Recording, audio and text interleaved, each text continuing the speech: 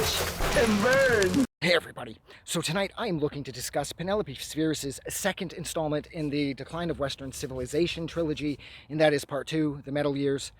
This is the one I don't love. This is the one that I've never loved. I felt that, considering that it was sandwiched between two of the best punk documentaries potentially ever made. I know a lot of people feel that the bands in part 1 were kind of overrated. I've heard a lot of negative things being said about Black Flag and the Circle Jerks over the course of time, and people feeling that Darby Crash being the focus of the first one was kind of a waste too, because people felt like he was a bit of a moron. I never really agreed with that. I felt like Darby only really became a moron when he started to consume drugs and alcohol. But yeah, I know a lot of people are split. The third one everybody loves. That seems to be universally loved by the entire fan base.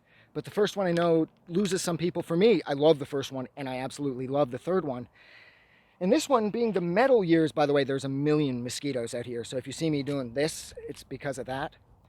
The Metal Years, and I get it. It's honest. It's pure. Penelope Spheeris got into metal, so naturally she would focus on metal for one of the documentaries that she was doing regarding the decline of Western civilization. But I just don't.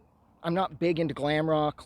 I know that the bands in this are Lemmy's in this, who's Lemmy Kilmister from Motorhead. He's absolutely amazing. Everybody loves Lemmy.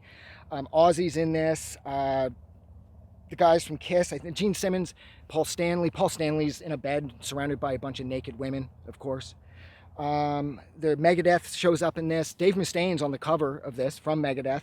W.A.S.P is featured in this. Alice Cooper is featured in this, and it's cool and everything. And I grew up loving Cooper. Alice Cooper was the second concert that I attended, and that was absolutely amazing.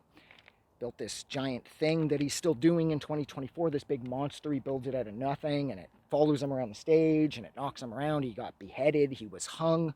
Alice Cooper's amazing. But yeah, I just don't like this one because there's too much focus on sort of that cock rock attitude. At one point through all three of them, Penelope asks the subjects where you're going to be in 5 years. And in the first one, everyone's like, in 5 years, I'm going to be doing this. I'm still going to shows, still listening to punk. I'm fucking punk for life. And in the third one, all the street kids that she talked to, they said they'd be dead in 5 years. And this one, they're all like, we're going to be rock gods. We're going to be the next Guns N' Roses. We're going to be the next, Kiss. We're going to be the next Metallica. We're going to be the next whatever. We're going to be the big news on the music scene. And I find that just a little too cocky, a little too arrogant, because it seems like the majority of the people she spoke to who nobody's heard of, we continued to never hear of them because they were nobody. Now, this is the documentary that has the infamous scene with Chris Holmes from W.A.S.P. hanging out with his mom by the side of the pool while he consumes ridiculous amounts of vodka. He downs that entire bottle.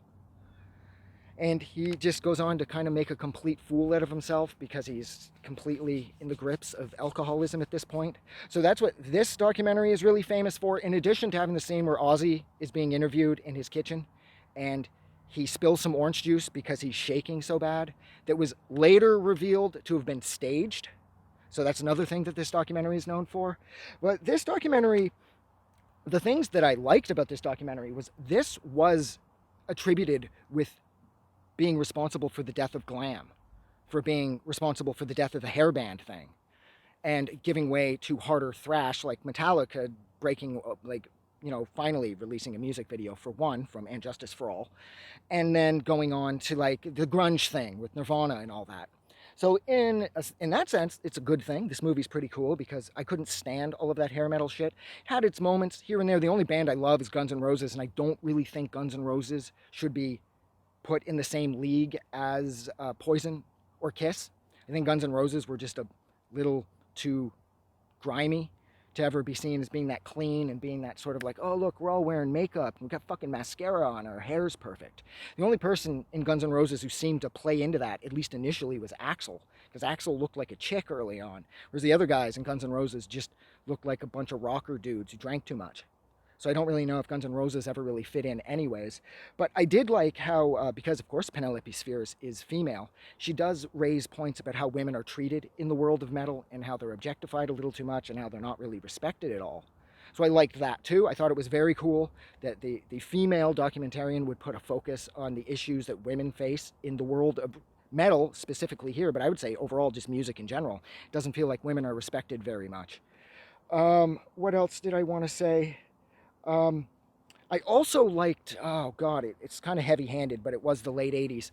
Darlene, I can't remember her name, the probation officer that Spheeris talks to, where the probation officer, Darlene, discusses the dangers of your kid getting into heavy metal music.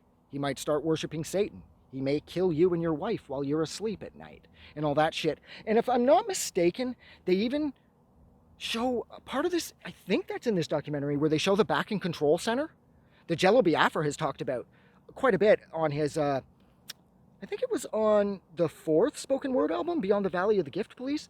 W.A.S.P discusses the back and control center where you could de-punk and de-metal your kids. And I'm pretty sure that it's in this documentary because, fuck, I watched this like a week ago and I can't remember now. That's why I gotta not do these a week after watching the movie again, because I haven't seen this one a lot because I don't really like it, because again, I find that it's sandwiched between two of the best punk documentaries ever made, and I'm just not into the hair metal thing. And I really, really dislike Dave Mustaine.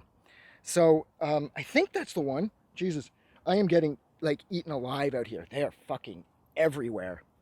It's the shit in my hair too, because I had to trim my hair up because I'm really vain.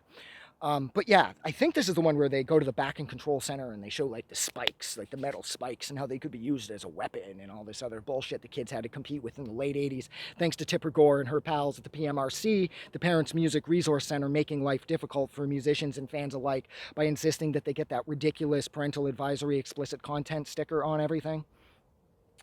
Wow, she was really full of herself back then. Tipper Gore really thought she was doing America a service by warning the parents about the dangerous music their kids are listening to, you know?